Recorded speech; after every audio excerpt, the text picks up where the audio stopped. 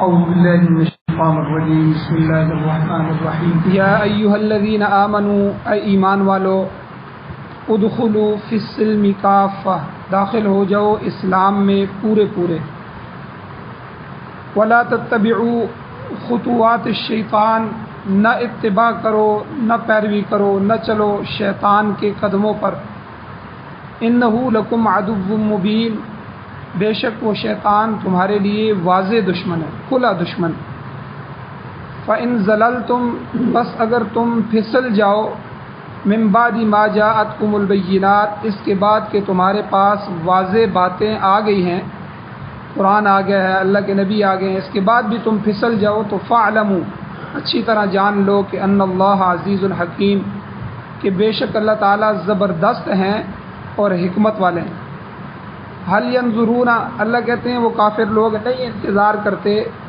الا مگر اس بات کا انتظار کر رہے ہیں کہ ان یأتیہم اللہ یہ کہ اللہ خود آ جائے ان کے پاس فی ظلل من الغمام بادلوں کے سائبانوں میں سے اتر کر والملائکۃ اور فرشتے خود آ جائیں وقضی الامر اور فیصلہ کر دیا جائے معاملے کا جو بات ہونی ہو جائے وَإِلَى اللَّهِ تُرْجَعُ الْأُمُورِ یاد رکھو کہ اللہ ہی کی طرف لٹائے جائیں گے سارے کے سارے کام۔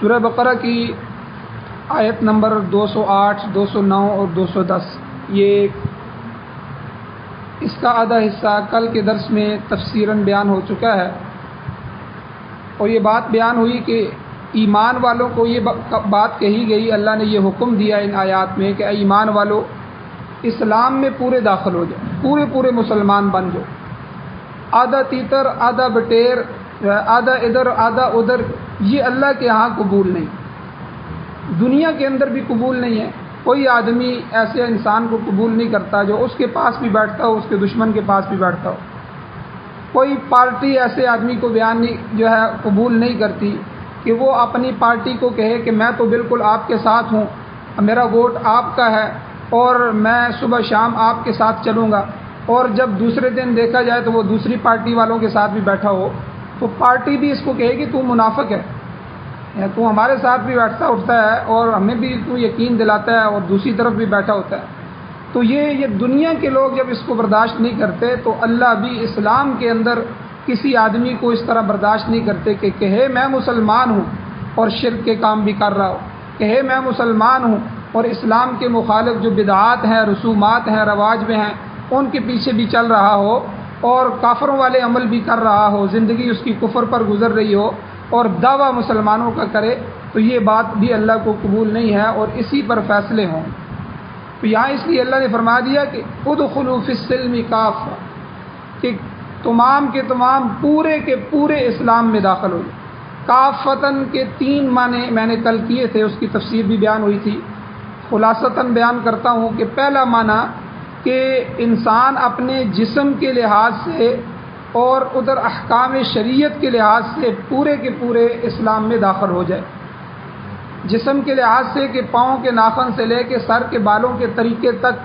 دور سے نظر آ جائے کہ یہ محمدی ہے کہ حضور علیہ السلام کا غلام ہے یہ مسلمان ہے اور جس طرح آج کل فیشن نکلا ہے کہ داڑھی کو فیشن کرتے ہیں کبھی ادھر سے کاٹی ہے کبھی ادھر سے کاٹی ہے دور سے پتہ لگتا ہے یہ کوئی عیسائی ہے یہ کوئی یہودی ہے مسلمان ہوتا ہے لیکن داڑھی کو یہودیوں کی طرح بنا رہا ہے بال اس طرح رکھے ہوئے ہیں کہ جس طرح عیسائیوں کے ہیں یہودیوں کے ہیں اسلام نے بالوں کا طریقہ بھی بتایا تو جسم بھی ہمارا اسلام کا ہونا چاہیے ہمارا ہر اس بال سے بھی پتہ چلے کہ جو ہے ہم مسلمان ہیں اور اسی طرح علماء اس کی مثال دیتے ہیں کہ اگر پاکستانی فوجی تھوڑی دیر کے لیے بھی انڈیا کی فوج کی وردی پہن لے تو یہ قانوناً جرم ہے تم نے ہمارے دشمن کی وردی کیوں پہنی تم ہمارے فوجی ہو وہ کہے میں نے وردی پہنی ہے میں تو تمہارا فوجی ہوں دیکھو تمہارے لیے اتنی میں نے خدمتیں دی ہیں بھائی تم نے سب کچھ کیا ہے لیکن تم نے اپنی شناخت اس طرح کیوں ظاہر یہ شناخت ہوتی ہے لباس ایک شناخت ہے لباس سے پتہ چلتا ہے یہ مسلمان ٹھیک ہے چہرہ ایک شناخت ہے یہ شناختی کارڈ کی طرح ہے جس طرح شناختی کارڈ سے پتہ چلتا ہے یہ کس ملک کا ہے یہ تو پاکستانی ہے اس کا شناختی کارڈ پاکستانی ہے یہ ایرانی ہے اس کا شناختی کارڈ ایرانی ہے شناختی کارڈ ملک کی شناخت ہوتی ہے اسی طرح اسلام کا جو ہے مسلمان کا انسان کا جسم یہ اس کی شناخت ہے کہ یہ مسلمان ہے، یہ محمد عربی کا غلام ہے، ٹھیک ہے، یہ جو ہے صحابہ کے ماننے والا ہے، ٹھیک ہے، یہ مسلمان. تو ہماری طرز سے پتہ چلے، ہمارے جسم سے پتہ چلے کہ ہم مسلمان. تو اس لیے جسمن بھی، جسم کے لحاظ سے بھی ہمیں پورا جو ہے وہ اسلام کے اندر داخل ہونا ہو. اور اسی طرح احکام شریعت کے لحاظ سے بھی کہ احکام شریعت جو ہمیں شریعت نے احکام دیے ہیں، اسلام نے احکام سکھائے ہیں، ہمارا ہر حکم پر عمل ہو، ان سے ہٹ کر نہ دوسرے کسی دین کی بات لیں، نہ بدعات کی طرف جائیں، نہ رسومات باطلہ جو ہیں، گمراہ کن جو رسوم ہیں ان کی طرف جو ہے ان سے بلکہ مکمل طور پر آرائی ہو، کیونکہ یہ چیزیں اسلام کے منافی ہیں، اسلام کے خلاف ہیں. اور دوسرا معنی کافتن کا یہ کیا تھا کہ انسان کے ظاہر اور باطن، عقیدے اور عمل میں کسی قسم کا تضاد نہ ہو. جو کچھ دل کے اندر ہے وہی کچھ زبان پر آنا چاہیے، جو عقیدہ ہے وہی عمل میں آنا چاہیے. زبانی دعویٰ یہ نہ ہو کہ کچھ اور کر رہا ہو اور عملی طور پر کچھ اور ہو رہا ہو، تو یہ اسلام میں داخلہ نہیں ہے مکمل طور پر.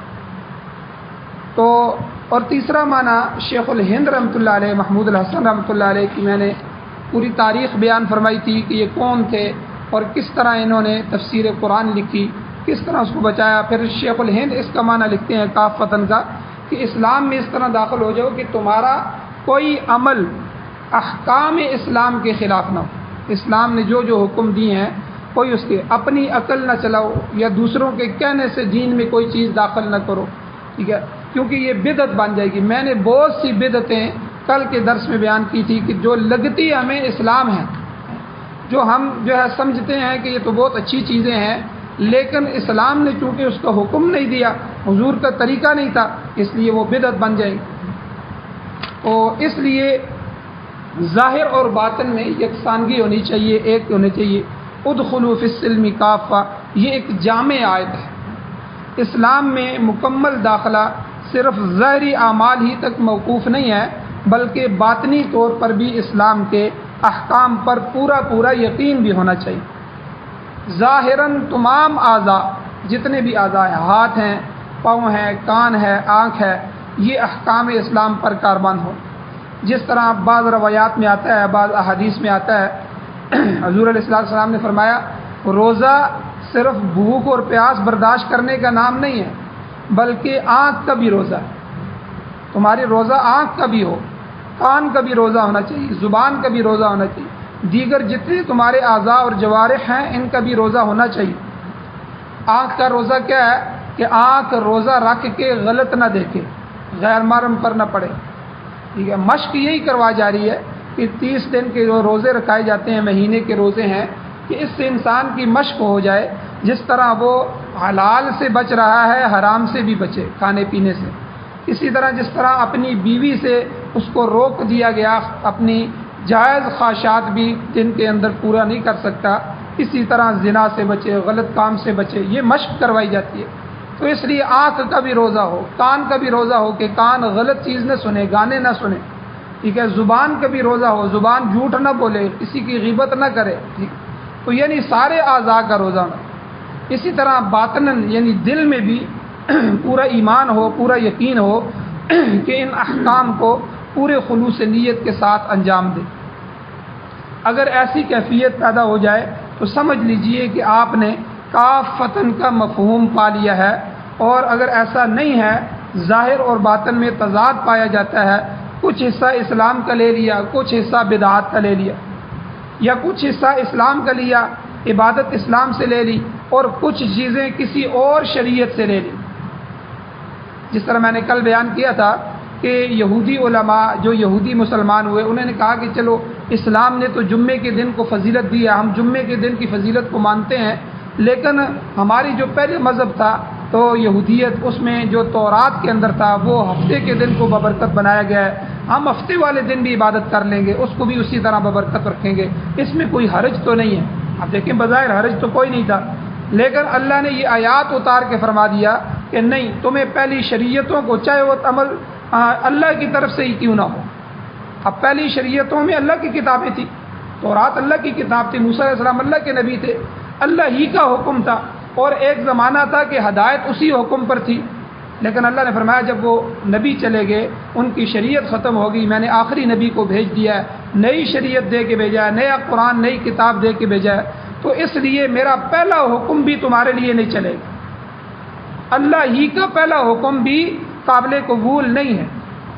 تو یہودی جو مسلمان ہوئے تھے ان صحابہ کو اس چیز سے بھی روک دیا، اس لیے یہ نہ ہو کہ کچھ حصہ اسلام کا ہو اور کچھ حصہ پہلی شریعتوں کا لے لیں کہ دیکھو جی فلاں نبی ہیں، ان کے زمانے میں بھی تو یہ جائز تھا نا، وہ بھی تو اللہ کے نبی نہیں تھے جی، وہ ان کی اللہ کی کتاب نہیں تھی، آپ بھی مانتے ہیں یہ چیز اس میں موجود ہے، بھائی اللہ نے کہہ دیا، اب اسلام آ گیا، اسلام کے ہوتے ہوئے کسی اور شریعت کو قابل قبول نہیں کیا جائے گا، اس لیے صرف اسلام قبول، اور اسی لیے یہ بھی نہیں ہو کہ اسلام جو ہے آدمی کوئی چیزیں اسلام کی لے لیں، نماز روزے حج زکوٰۃ کا پابند ہو جائے ساری چیزیں، اور کچھ چیزیں مقامی رسم و رواج کی اپنے جو ہے وہ زندگی میں داخل کر لیں، تو اس لیے یہ مکمل داخلہ نہیں ہوگا اسلام میں، یاد رکھیں، دنیا میں تو ہم دھوکے کی زندگی گزار لیں گے، لیکن جب حساب کتاب ہوگا اللہ کے سامنے پیش ہوگا، اللہ کہیں کہ میں نے اپنے حبیب کو بھیجا تھا، پورا قرآن پورا ضابطۂ حیات میں نے تمہیں دیا تھا، زندگی گزارنے کا پورا طریقہ دیا تھا، کن طریقوں پر زندگی گزار کے آئے ہو؟ یہودیوں کے طریقوں پر، اپنی شادیوں میں ہندوؤں کے طریقوں پر اپنی شادیاں کر کے آئے، اپنے جو ہے معاشرے کے اندر تم رسم و رواج کو دیکھ کر چلتے رہے ہو، میرا دین نہیں تھا، یہ ضابطۂ حیات نہیں تھا، اس وقت ہم کیا جواب دیں؟ دنیا میں تو ہمیں کوئی نہیں پوچھ سکتا، جو ہے حکومتیں بھی اس کی سرپرستی کر رہی ہیں، حکومتیں خود بدعات اور شرک کے اندر مبتلا ہیں، لوگوں کی بھی سرپرستیاں کرتی ہیں، لیکن آخرت میں کیا ہوگا؟ اصل مسئلہ تو آخرت کا ہے۔ سابقہ کسی حکومت نے یہ نعرہ لگایا تھا کہ دیکھو جی دین تو ہمارا اسلام ہی ہے، لیکن معیشت ہماری سوشلزم کی ہوگی، معیشت کے جو احکام ہوں گے ہم اسلام کے نہیں لیں گے، سیاست ہماری جمہوریت ہوگی۔ یاد رکھیں، یہ بھی بتائیں یہ اسلام کی مکمل اتباع ہے؟ کیا ہمیں اسلام نے معیشت نہیں سکھائی؟ کیا اسلام نے ہمیں اپنا نظام سیاست نہیں سکھایا؟ خلافت کے تحت اس کا اپنا نظام سیاست ہے۔ تو یہ نہیں، ہماری حکومتیں کیا کر رہی ہیں؟ کہتے ہیں جی ٹھیک ہے تم نماز روزہ کرو، مسجدوں کو بناؤ، مسجدوں کو آباد کرو، قرآن پڑھتے پڑھاتے رہو، ٹھیک ہے، دین اسلام تو ہمارا یہی ہے، پڑھنا پڑھانا تو ہم نے یہی ہے، لیکن جب معیشت کی بات آئے گی، بازار کی بات آئے گی، تو ہماری معیشت سوشلزم ہوگی، یہ ہماری معیشت چلے گی، اور سیاست جو ہے وہ ہم نے جمہوریت پر ہی کرنی ہے، اسلام کے طرز عمل پر ہم نے سیاست نہیں کرنی، خلافت کو لے کر نہیں آنا۔ اب یہ جو ہے گویا کہ تسلیس بنا کے رکھ دی ہے، تو اب یقیناً یہ آیت کریمہ اس کی نفی کر رہی ہے۔ اللہ تعالیٰ تو حکم دیتا ہے اسلام میں پورے کے پورے داخل ہو جاؤ، اور یہ کہتے ہیں کہ ہم 1/3 حصہ اسلام کا لیں گے، باقی 2/3 حصے معیشت اور سیاست ہم دوسروں کے دروازے جا کے کھٹکھٹائیں گے، انگریزوں کا نظام لائیں گے۔ تو جو ہے علماء نے اسی وقت کہہ دیا تھا کہ یہ نعرہ جو تم لگا رہے ہو یہ سراسر اسلام کے منافی ہے، یہ اگر دین اسلام ہے تو پھر معیشت بھی اسلام کی ہے، سیاست بھی اسلام ہی سے کرنا ہوگی، ورنہ یہ قول اور فعل میں تضاد آ جائے گا، ظاہر اور باطن میں عدم یکسانیت ہوگی، اور انسان جو ہے اسلام کو کھو دے گا۔ حضور علیہ الصلوۃ والسلام کے بہت سے ارشادات بخاری اور مسلم شریف وغیرہ جو ہے ان میں مرتب شکل میں موجود ہیں، ان میں نظام حکومت کا مکمل خاکہ موجود ہے۔ خلفائے راشدین کا جو حضرت ابوبکر صدیق، حضرت عمر فاروق، حضرت عثمان غنی، حضرت علی رضی اللہ تعالی مجمعین کی جو حکومتیں تھیں، یہ خلافت راشدہ کی حکومتیں تھیں، ان کی حکومتوں کی مکمل تفصیلات احادیث میں موجود ہیں۔ اس لیے ہمارے پاس حکومت کرنے کا پورا نظام، سیاست کا پورا نظام موجود ہے، ہمیں کیا ضرورت ہے کہ ہم جو ہے غیروں کے دروازوں پہ جائیں، ان سے ہم ان کا نظام لیں، ہمارے پاس اپنا نظام موجود ہے۔ اس لیے دستور مملکت جو ہے یہ ہمارے پاس موجود ہے، مگر ہم جو ہے اس کو چھوڑ کر غیروں کے نظام کو تلاش کرتے پھرتے ہیں۔ افسوس سے کہنا پڑتا ہے اتنا عرصہ گزرنے کے باوجود اسلام کے نام پر قائم ہونے والا ملک پاکستان بھی ابھی تک انگریز کے قانون کو نہیں چھوڑ پایا، اس میں انگریزی قانون نافذ ہے۔ آپ دیکھیں ہمارے قوانین دیوانی ہوں، ہمارے قوانین فوجداری ہوں، ہماری تجارت ہو، ہماری معیشت ہو، سب کے سب انگریزی قانون پہ چل رہی۔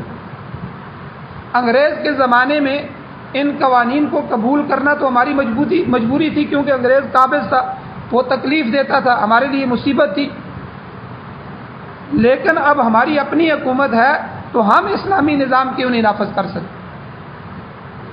تو مسئلہ یہ ہے کہ اگر ہمیں اعتماد ہوتا اسلام پر تو انگریزی قوانین پہلے دن سے تبدیل کر لیے جاتے۔ اس لیے اس کا مطلب ہے کہ ہمیں اسلام پر اعتماد نہیں، تو کیا ہماری یہ روش، یہ طریقہ اللہ کے ہاں قبول ہوگا؟ نہیں قبول ہوگا۔ تو اسلام ایک انقلابی، اصل بات یہ ہے کہ اس وقت اسلام کو انقلابی مذہب ہم خود اور ہمارے حکمران بھی تسلیم نہیں کر رہے، اسی لیے وہ اسلام کا نفاذ کہتے ہیں جی ہم بتدریج اسلام کو لائیں گے، آہستہ آہستہ کر کے نتیجہ یہ ہوگا کہ جس طرح پہلے حکمران وہ اسلام کے نفاذ کے بغیر چلے گئے، اسی طرح موجودہ حکومتیں بھی رخصت ہو جائیں گی، آہستہ آہستہ اسلام کا نظام بالکل ختم ہو جائے گا۔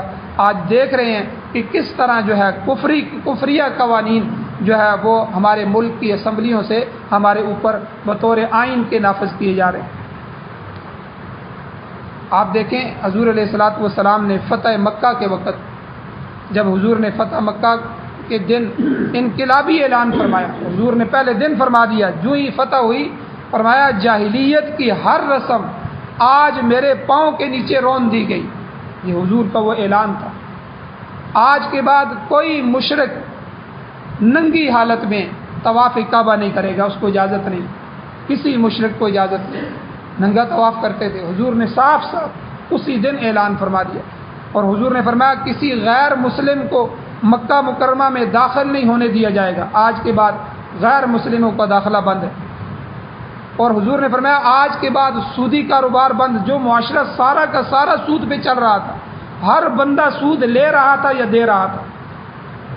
اب حضور نے یہ نہیں فرمایا کہ میں ایک دن آہستہ آہستہ کروں گا، حضور نے فوراً اعلان فرمایا فتح مکہ کے دن کہ سودی کاروبار بند، اور سب سے پہلے میں اپنے چچا حضرت عباس کا سود معاف کرتا ہوں، فلاں کا میں جو میرا رشتہ دار ہے اس کا سود۔ حضرت عباس رضی اللہ تعالیٰ عنہ کا اتنا بڑا سود تھا، اتنا بڑا کاروبار تھا، اتنا بڑا سودی معاملات تھے کہ اس زمانے میں کروڑوں کی رقم وہ صرف سود کی بنتی تھی آج کے زمانے میں۔ تو صحابہ نیچے سار کے، جس طرح حضور نے فرمایا وہ آمنا، ہم ایمان لائے ہیں، اور سمینا و اطعنا، ہم نے آپ کی بات کو سنا ہے، ہم نے اطاعت کی ہے جیسے آپ فرمائیں گے۔ یہ صحابہ کی صفات تھی۔ تو فتح مکہ کے دن انقلابی مذہب کے انقلابی پروگرام کا اعلان ہو گیا۔ اب غلط جتنے بھی پروگرام تھے ان کو ختم کر دیا گیا، اور ہمارے ہاں آج 70 سے زیادہ سال، 80 سال ہونے کو ہیں، ملک بنا ہوا ہے، لیکن آج تک اسلامی قوانین کو نافذ نہیں کیا گیا۔ تو یاد رکھیں کہ اسلام نے ہماری ہر معاملے میں، ہر شعبے میں رہنمائی کی ہے۔ آدھا تیتر آدھا پٹیر اسلام کے اندر جائز نہیں ہے، ہمارے پاس ہر شعبے کے لیے قوانین موجود ہیں، ضرورت صرف عمل کی ہے۔ اسلام کی عملداری میں نہ انگریز کی جمہوریت چلے گی، نہ سوشلزم کی اقتصادیات چلیں گی۔ یہ کارل مارکس سے روسی تھا، یہ اشتراکیت اس نے بنائی، نہ روسی نظام اشتراکیت کا وہ چلے گا، پورا کا پورا نظام ہمارا وہ اسلامی ہوگا، حتیٰ کہ دیوانی اور فوجداری قوانین وہ بھی وہی نافذ ہوں گے جو اسلام نے ہمیں عطا کیے ہیں، قرآن و سنت میں موجود ہیں۔ اس لیے اللہ نے فرمایا ادخلوا فی السلم کافہ۔ اچھا آگے اللہ نے فرمایا ولا تتبعوا خطوات الشیطان، شیطان کے قدموں پہ نہ چلو اے ایمان والو۔ تو یہودیوں میں یہ خصلت بھی پائی جاتی تھی کہ وہ بھی اپنی کتاب پر مکمل ایمان کہتے تھے ہم رکھتے ہیں، لیکن در حقیقت وہ ایمان مکمل نہیں رکھتے تھے، کسی حکم کو مانتے تھے، کسی کا انکار کر دیتے۔ جبھی تو اللہ نے ان کو بتلایا، قرآن مجید میں آتا ہے افتؤمنون ببعض الکتاب وتکفرون ببعض، کیا تم کتاب کے کسی حصے پر ایمان لاتے ہو اور کسی حصے پر ایمان نہیں لاتے ہو؟ یہ تمہارا ایمان کیسا ہے؟ یہ تو سراسر منافقت ہے۔ اس روش کو چھوڑ دو اور پورے کے پورے ایمان میں داخل ہو جاؤ۔ ولا تتبعوا خطوات الشیطان، اور شیطان کے نقش قدم پر نہ چلو۔ گویا بدعات جو ہیں، رسم و رواج جو ہیں اور کفر کے قوانین جو ہیں، کفر کا جو نظام ہے، اس کو اپنانا، اس پر چلنا شیطان کے نقش قدم پر چلنا ہے۔ اور اللہ نے فرمایا انہ لکم عدو مبین، وہ یہ تمہارا کھلا دشمن ہے، چھپا ہوا دشمن بھی نہیں ہے۔ چھپے ہوئے دشمن کے وار کا پتہ نہیں چلتا، چھپ کے حملہ کرتا ہے، انسان کو نقصان پہنچ سکتا ہے۔ جو دشمن تمہاری آنکھوں کے سامنے رہے اور ہر دم تمہیں پتہ چلے یہ میرا دشمن ہے، اس سے بچنا کون سا مشکل کام۔ انہ لکم عدو مبین، اللہ نے کہا کہ کھلا دشمن ہے، اس کے بہکاوے میں نہ آ جانا۔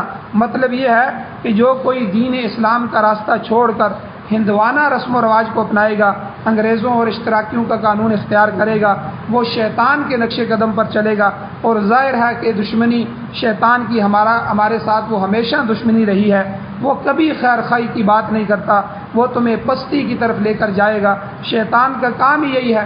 قرآن کہتا ہے یدعو حزبہ لیکونوا من اصحاب السعیر، وہ تو اپنے بڑے سے بڑے گروہ لے کر جہنم کی طرف ان کو دعوت دے رہا ہے، ان کی طرف چل رہا ہے، اور اپنے نقش قدم پر چلنے والوں کو اسی کی طرف دعوت دے رہا ہے۔ اور آگے اللہ نے فرمایا، اللہ نے اسلام کے مکمل نفاذ کی ترغیب دینے کے بعد اس سے روگردانی کرنے والوں کو، اسلام کے نظام کو چھوڑنے والوں کو اللہ نے وعید سنائی ہے۔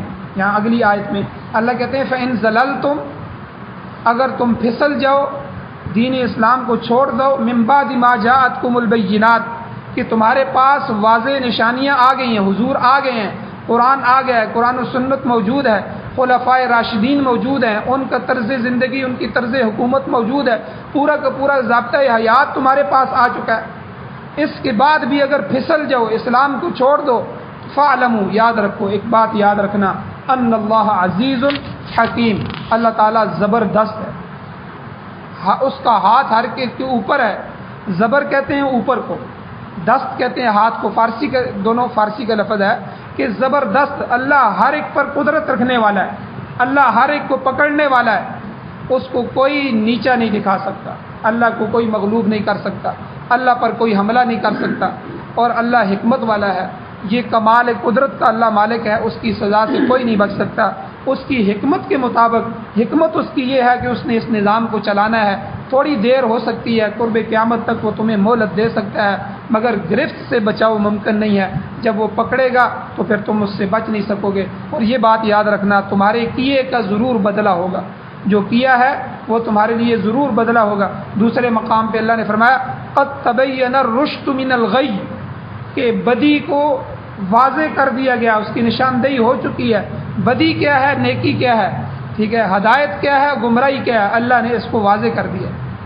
اب ان واضح ہدایات کے بعد نیکی یا بدی کا اختیار کرنا تمہارے بس میں ہے، اس پر جزا یا سزا دینا اللہ تعالیٰ کی قدرت کاملہ کے ذمے ہے، اس لیے فیصلہ تمہیں کرنا ہے کہ تمہیں کس کے راستے پر چلنا ہے، حضور کے طریقے پر، صحابہ کے طریقے پر، قرآن و سنت کے مطابق چلنا ہے، یا تمہیں شیاطین کی پیروی کرنی ہے۔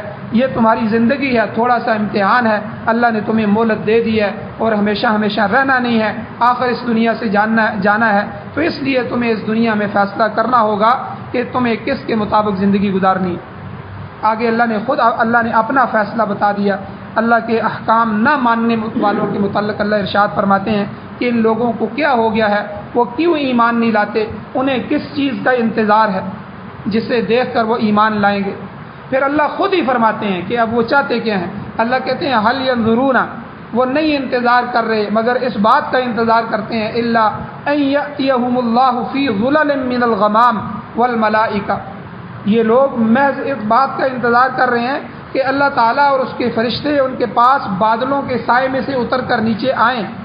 مطلب یہ کہ منکرین کی خواہش یہ ہے کہ جو چیز قیامت کو ہونے والی ہے وہ ابھی ہو جائے، وہ آج ہی ہو جائے۔ یاد رکھیں قیامت کو یہ ہوگا، یہ جو منظر اللہ بیان کر رہے ہیں یہ قیامت کے دن ہوگا کہ ساری کی ساری مخلوقات جمع ہوں گی، اور آدم علیہ السلام سے لے کر قرب قیامت تک آخری انسان جو ہوگا اس تک ساری مخلوقات، سارے لوگ وہاں جمع ہوں گے میدان محشر میں، تو اس وقت اللہ تعالیٰ بادلوں کے سائے میں سے اتریں گے، بادلوں کے سائبانوں میں سے نزول اجلال جو ہے اللہ فرمائیں گے، یہ قیامت کے روز ہوگا جب اللہ تعالیٰ خود نزول اجلال فرمائیں گے، اور سائبان جو ہوں گے وہ نار، نور اور پانی کے ہوں گے۔ نار کے یعنی آگ کے، نور کے اور پانی کے وہ صاحبان ہوں گے. 70,000 پردوں میں اللہ تعالیٰ نزول اجلال فرمائے گا، نزول فرمائیں گے 70,000 پردوں میں سے. ارد گرد فرشتے ہوں گے، وہ تسبیحات پڑھ رہے ہوں گے، اللہ کی تسبیح بیان کر رہے ہوں گے. اور اللہ بادل ہوں گے، اس طرح بادلوں میں سے اللہ نیچے اتریں گے.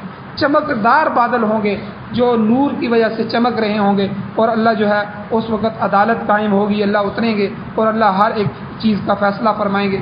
اللہ کہتے ہیں یہ لوگ چاہتے ہیں کہ یہ سب کچھ دنیا میں ہو جائے، آج بھی اسی طرح ہو جائے، اللہ اسی طرح آ جائے، فرشتے اس کے آ جائیں. بھلا قبل از وقت یہ کیسے ممکن ہے؟ دوسری جگہ اللہ نے قرآن میں فرمایا فَبِأَيِّ حَدِيثٍ بَعْدَهُ يُؤْمِنُونَ، کہ قرآن پاک اللہ کی آخری کتاب ہے، اس کے آ جانے کے بعد یہ اور کس کتاب کے منتظر ہیں اور کیا کتاب چاہتے ہیں. فَبِأَيِّ حَدِيثٍ، اور کون سی حدیث اور کون سی باتیں چاہتے ہیں اور کون سی کتاب چاہتے ہیں. بَعْدَهُ يُؤْمِنُونَ، کہ اس کے بعد وہ آئے گی اور وہ اس پر ایمان لائیں گے. اللہ کے آخری پیغمبر تشریف لا چکے ہیں، اب ان کی رہنمائی کے لیے اور کون سا نبی آئے گا جس کا یہ لوگ انتظار کر رہے ہیں. اب کون سی شریعت ہے جس کا انتظار کر رہے ہیں، کون سا پروگرام ہے جو ان کے پاس نہیں پہنچا اب جس کا انتظار کر رہے ہیں. تو الغرض اللہ نے فرمایا کہ اللہ تعالیٰ کا بادلوں کے صاحبانوں میں نزول فرمانا، اترنا، یہ تو قیامت کے روز ہوگا. اللہ تعالیٰ کی تجلی 70,000 پردوں کے اندر ظاہر ہوگی. کائنات کی ہر چیز درم برہم ہو جائے گی اور سخت ناراضگی کا اللہ کی طرف سے ظہور ہوگا. چنانچہ اس وقت وقضی الامر، فیصلہ کر دیا جائے گا ہر معاملے کا، ہر بات کا فیصلہ ہو جائے گا. وَإِلَى اللَّهِ تُرْجَعُ الْأُمُورُ، یاد رکھو تمہارے کام اللہ کی طرف لوٹائے جاتے ہیں. جو کچھ ہم عمل کرتے ہیں، گالی دیتے ہیں، گالی ادھر پہنچ گئی. غیبت کرتے ہیں، غیبت اللہ کے پاس پہنچ گئی. ہر چیز، جتنے بھی امور ہو رہے ہیں، کوئی کسی پر ظلم کر رہا ہے، کوئی کسی کی زمین غصب کر رہا ہے، کوئی بھی چیز ہو رہی ہے، تمہارا الی اللہ ترجع الامور، وہ سارے کے سارے امور، وہ سارے کے سارے کام اللہ کی طرف لوٹ رہے ہیں. اللہ تعالیٰ کا قانون اٹل ہے، اس کا مقرر کردہ ہر کام وقت پر ہوگا. اسی کے قانون کے مطابق انسانوں کو اس دنیا پر مہلت دی جاتی ہے، مگر آخری فیصلہ اور نزول اجلال جو ہوگا وہ قیامت کے روز ہی ہو گئے. اور یہ چیزیں قبل از وقت وقوع پذیر نہیں ہو سکتی، قبل از وقت نہیں ہو سکتی. اللہ جل شانہ سے دعا ہے اللہ ہمیں عمل کی توفیق عطا فرمائے، اللہ جل شانہ ہمیں ہدایت نصیب فرمائے.